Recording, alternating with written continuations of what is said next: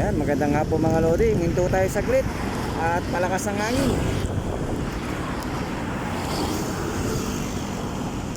Lakas ang hangin mga lodi. Ingat-ingat po dito yung papuntang C6 sa Bikutan.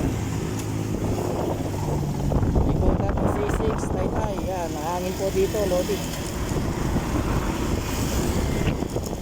Ayun, isang hangin.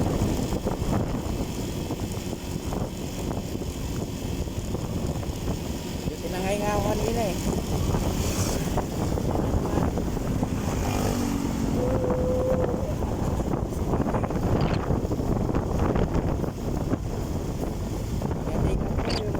Galing Bikutan papuntang C6. Ito, dahil pabutas pala rito. Delikado ito pag ganito. Kasi sa gilid dito, ingat-ingat po. Sa gilid ng gutter.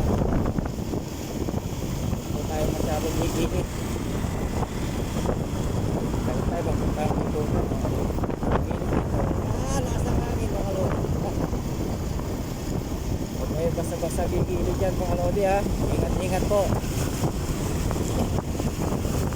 May mga open ano dyan, open kanal.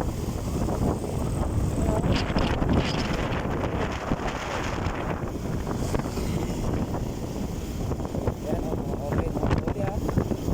Okay, masyado titigit dito sa gutter at may mga butas.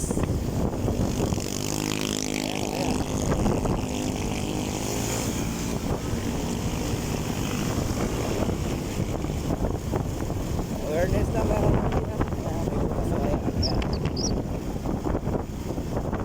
dito sa gutter. Galing Taytay Pabikutan po. Ingat-ingat po mga lodi. Lalo pag gabi na, medyo lalay ng takbo. Huwag tayong gigilid sa gutter. Ito, maalala lang po mga lodi. Ayan o, ayan.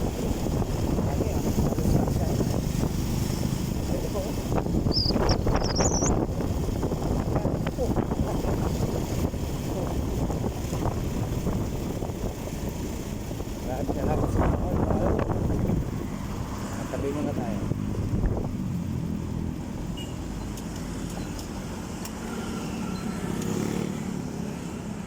Sa hangin, sakit-sakit. Panguulan na naman ah.